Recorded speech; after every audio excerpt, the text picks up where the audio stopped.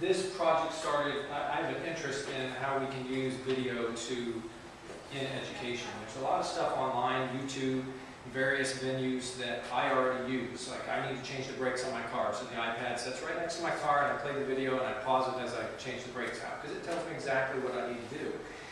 In business, working for Hewlett-Packard and other companies, I used video training all the time.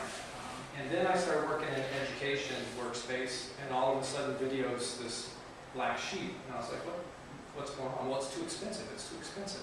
So we don't use it. We do augmented reality or text-based case studies and those types of things.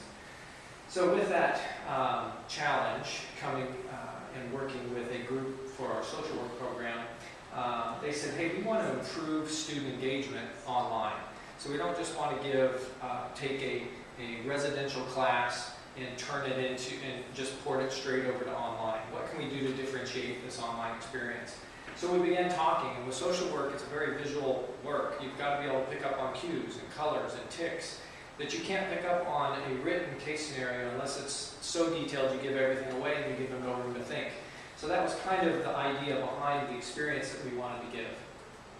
So that was our original challenge, was how do we take and increase student engagement and provide experiential learning environment in our online, non-traditional social work students. So we're talking about adult learners who are not necessarily comfortable online. So it's an added element of training them for use of this application online.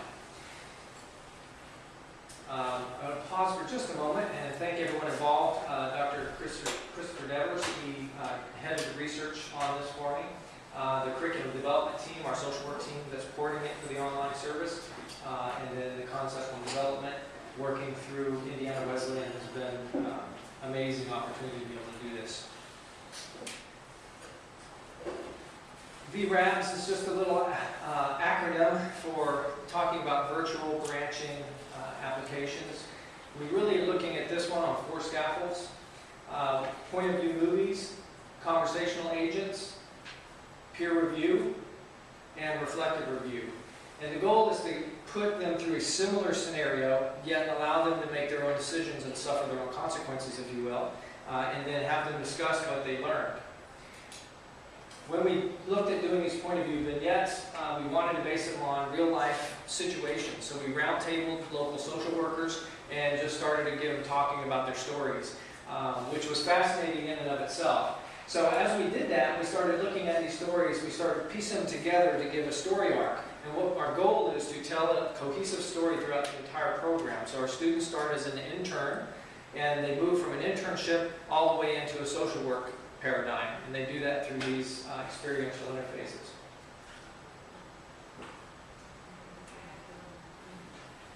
We wanted the students to drive the experience. So we used those existing case studies. And I've talked about this already a little bit. The written case study, I can tell you everything you need to know, but that's not real life. You need to be able to see things, hear things. You can't necessarily smell things here, but hey, who knows, that might be later. And we wanted them to take that experience and drive their own outcomes. So they get unique experiences every time they go through the scenario.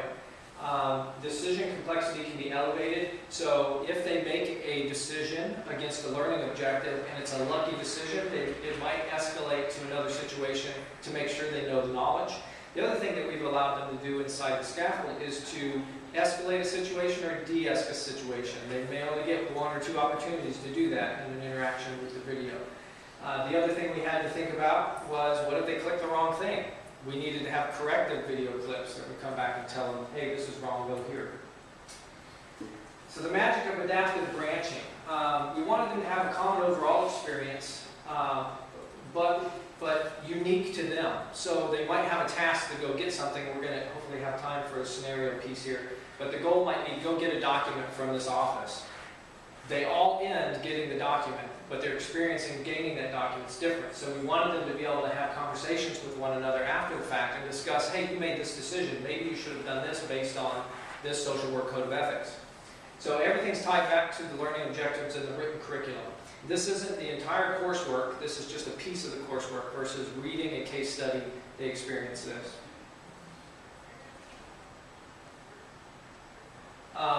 This question at the top, intonation in the English language is kind of fun. So you could say, what did you do? Or you could say, what did you do? And that's really the thought process behind this. Those conversational agents, the situations are created to cause conversation. If you've ever watched a movie that you couldn't help but talk about when you were done seeing it, that's kind of the goal. We want to put them in situations that force them to have conversations, or that raise their hackles, or get them up on edge on their own political soapboxes or situational soapboxes. Because that leads to conversation that means something. The other thing is peer review. So afterwards, we want the students to review one another's choices and then coach them. So they're not only doing the situation, but they've got then and after time for coaching. And then reflection. The students need to reflect on what they learned and explain why they made the decisions they made in the scenarios. So our first objective with this was differentiate online learning. So our initial goal was just to give online students a new experience and get them talking about it. Future development, things that I would like to see happen, and I'm going to need some partners to do, because so far I've done it all and it's killing my brain cells. But future development is how do we then enable assessment of each of the things that they do. So I've already got some built-in tracking in the software, so I can track the decisions that they're making along the way. Could even maybe put together their whole video stream. So now a short story of their click stream.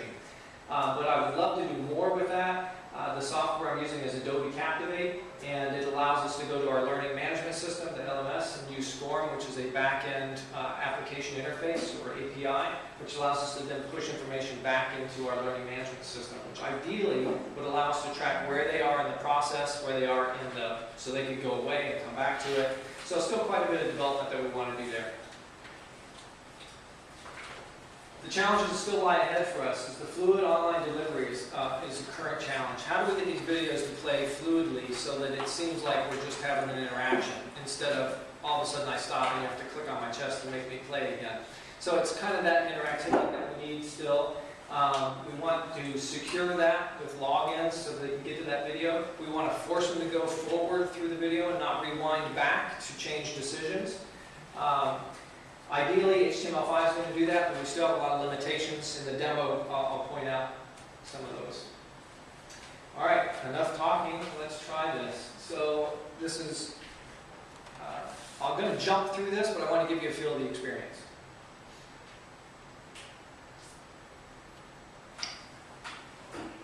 If you get motion sickness, close your eyes for a few moments.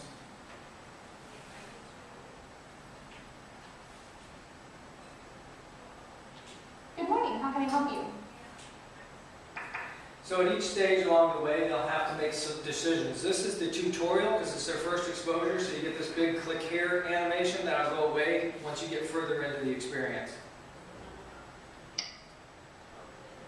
I'm Tammy Anderson and I'll be your supervisor here at Family Services. I've just been working on your orientation checklist. First thing on my list is to give you a quick tour of our new space. We've just moved in, so it's a little bit sparse. This is my office. Feel free to come. I'm going to skip through some of this because it's a little long and we're going to run out of time. But she basically takes you around the office, shows you all the different places you can interact with. Later on, you get a navigation map, so you can click and go to those areas and have different experiences. Water cooler talk, go get a drink of water, and you'll see some of that. Let me fast forward this so we can get to some more of the experience here.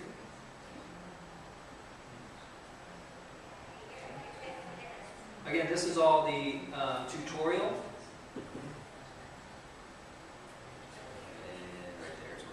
Okay, once you're through the tutorial, you get to a live desk environment. The live desk environment has rollovers. This is something that HTML5 can't do yet, where I can go here. Although the tutorial covers how to navigate within the computer space, during this scenario they won't need it, so we've eliminated that as an option. Other things they can do, for instance, they can check out client files, which is one of their tasks that they're supposed to take care of. As they go into the client files, this is another way to deliver information to them. So this is a mock-up of a case file that they'll have to use later in the scenario to make decisions about a client and what their needs are. So it's limited now to only 3 files, but we hope to continue to build on that. So as they continue to work in their virtual internship, they'll continue to collect information.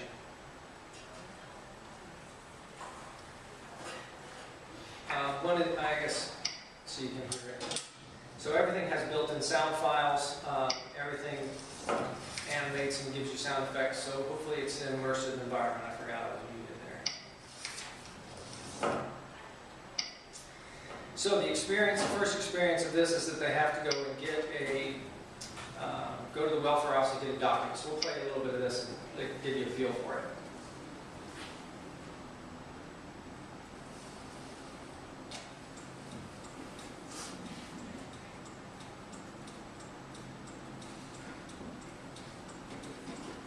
This was a unique challenge of driving and holding the camera at the same time. Took several takes.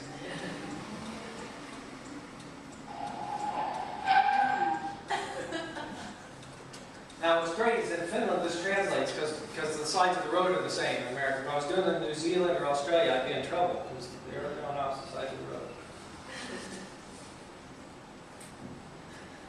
One of the things I didn't count on is we built a new nursing facility and they put huge water coolers on the top. So I had my location, and when I scouted it, those water coolers weren't on. The day we had for our shoot collar actors, super loud.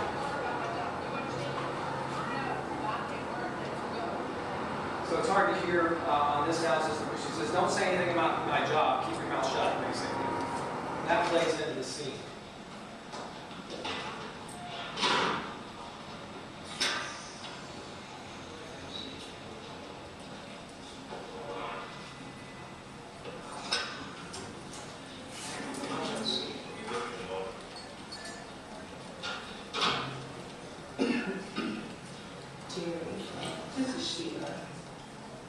I'm not feeling well today, so I'm not coming in. Can you just give my check to Trish? I don't feel like I can get out of the way.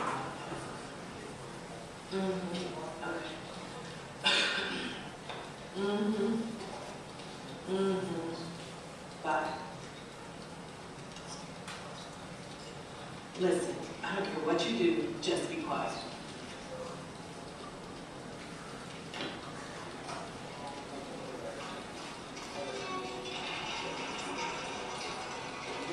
So in this case, you hear the music playing, it's from her phone. So we're trying to build a case using stereotypes against this character. We wanted to explore personal ethics, stereotyping, personal bias. So we're playing with all those things for our learners, and that was part of the goal of this scenario, was to take them to that. These are film students of mine, so I was also able to engage my students into the production process. So we talked about storyboarding and production, and then they came along and did slating and storyboarding with me.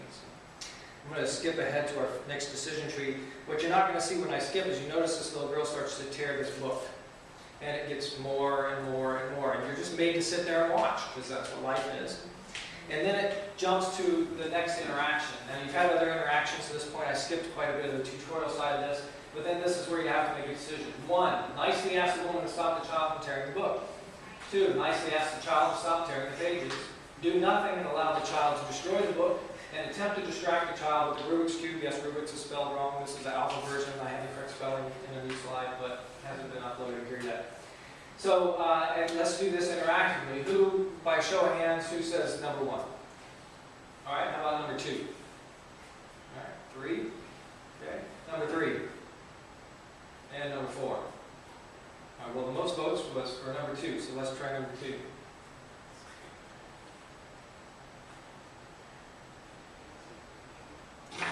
Oh, no, you didn't. Don't you ever tell my daughter what to do. I handle her. You better mind your own business before I mind it for you.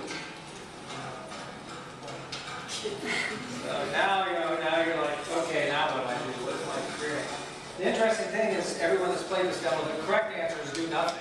And that just goes against everybody's idea of what they should be doing. It's not your business. It's not your book. It's not your office. So as a professional social worker, you just got to kind of sit there and watch it. And that in itself causes a lot of conversation. So you overhear this woman now tell the guy at the counter that she doesn't have a job. It's nice to see you again, Dad. She doesn't have a job, and she's just being nasty to the guy. She says, no, I'm not working, because he has to ask that question, because what's happening is her dependency or her government check is shorter than it should have been. So this strikes up some conversations already. You know, what about the welfare system? What about people that play the system? We've heard her talk about her job. We heard her call in to get her check on the phone call that she made, and she lied to her employer that she was sick. So she's building a case against herself, and in our minds, driving us to some new decisions. So with this in mind, we then jump ahead to the next portion. We've now made up our mind about this character, typically. There we go. Now we get called, the woman gets pulled back into an office and we get called up and we have to make our next decision. So he prompts us with, he's friendly, but how do we respond? Sounds like the lady was having a bad day, that's another one, was having a havoc, that's already caught, we'll be correcting that in the next version. Sorry you had to deal with it, I'm supposed to pick up a package for Cami from Family Services. Or 2, hello, I'm supposed to pick up a package, very straight, non-confrontational. Or 3, supposed to pick up a package, but hey, by the way, there's a bit of a mess on the floor there, little girl tore up your book. So what's your decision? You know, how do you interact? Do you empathize with the main character that you now really probably don't like? Do you make a decision to just stay neutral and get your job done? Or do you kind of stay neutral, but kind of you've got to say something about what you just witnessed, okay? So we're playing with those ideas to see how you're going to think through that process.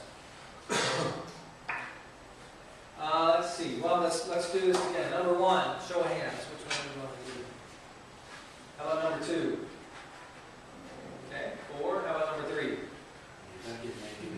2 of you guys took the safe route. I have to go with the crowd rules. These do, just so you know what's behind the scenes a little bit, these do escalate to different situations. So if he thinks you're willing to start gossiping, he starts gossiping and gets into it. This one's the neutral, which is the correct answer. You must be Kenny's new intern. Give me a second. Hey, Sam. Can you get that package for Family Services for me, please? No problem. That's my son, free acting, less money. That lady's in here every week with something else to complain about. It seems like the more entitled they think they are, the sneakier they are. Do you know what I mean? So now he's egging you on. He's trying, so this is part of that branched escalation. You made the right choice the first time. Will you make the right choice again? Even if you're really handed the carrot, you know? And so this will continue to push the boundaries, even if you're making the right decisions. He's trying to get you to make the wrong one. Again, this one, yes, I overheard her talking on the phone and lying about being sick in bed. She also said she wanted her check given to someone else to bring to her, so I think she's lying to you about being employed. You never can tell what someone's going through, the neutral answer. Sounds to me like she has a valid point. I can't imagine being shorted of my paycheck every week, or, yeah, it's unfortunate. So again, I'm out of time and I want to leave just a couple minutes for questions, but you can kind of see how these decisions then drive the next decision. In the end, everyone has the same goal. Everyone picks up the document and goes back to the office. At the very end of this scenario, he says something that they need to take note of. You have a client that I talked to Cami about. They have 8 days left to file. Please tell Cami. You get quizzed on that when you get back into the office. Cami stops by the office, gets the file, and then you have to pick, was it 5 days, 8 days, 10 days, or 12 days? If you make the wrong decision, then the video character corrects you and says, look, it's really important that you pay attention to detail in this line of work, yada, yada, yada. So that's my presentation. I'd like to open up for questions.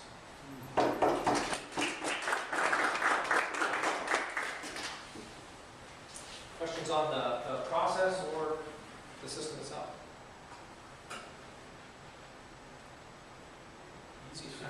The cost of production. The timeline was about a year, but I push about 72 productions through my desk over the summer, so I have to account for my time being spread apart.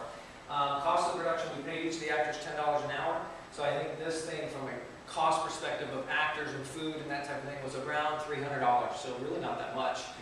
Used local talent from the local acting. I teach at a community school of the arts, so I had a nice talent pool to draw from there. My time on this, probably, I would say pre-production a month, if I just broke it all and put it together. The production itself, maybe a week, and then the post-production took about 2 months because of the learning curve, learning how to use Adobe Captivate and that type of thing. So pre-production was definitely the longest phase for me, trying to plan it all. My wall in my office had a board. It looked like a serial killer I was tracking. It had yarns and threads going from all decision points, and then the logic in Adobe Captivate to make sure if you click on the iPad, there's a checklist of tasks, that the right tasks are checked off based on how you decide to go through the scenarios. You're not forced to look at the client files or go to the welfare office first, so it's a lot of fun. So we can probably turn it, I would say, in 3 months now that I understand what I'm doing, and if I can find some partners on this next project, I think we can even do it faster. How many decision points do you typically have in a video or in a session? I mean, Yeah. you may get, it's a bit exhausting also to make too many decisions. It definitely is. So here's how you get around that. You have a path that comes along and you hit a decision tree and say 4 or 5 decisions.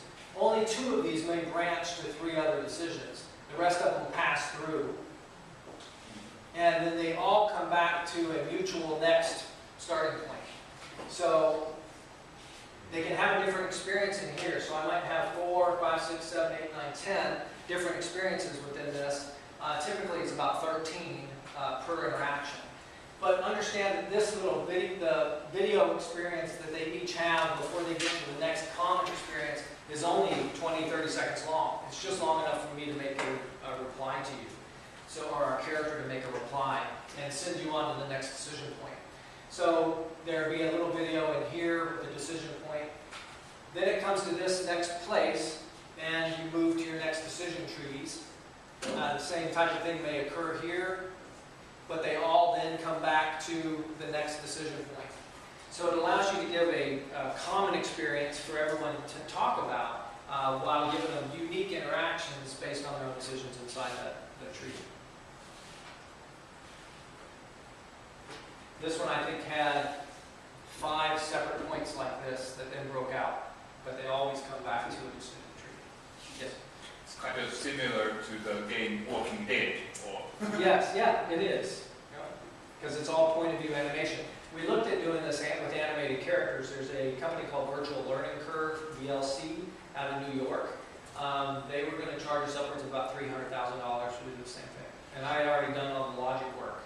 So we said thanks, but no thanks. Tried using Second Life. It's too dodgy on the camera controls and animate. Just really difficult to convey. Live actors gave us the expression we needed and the interaction and the intonation. Kept us away from having to do voiceover work and some other stuff like that. Very good. Thanks, everyone. I am 3 minutes over. I appreciate your time. Have a great day.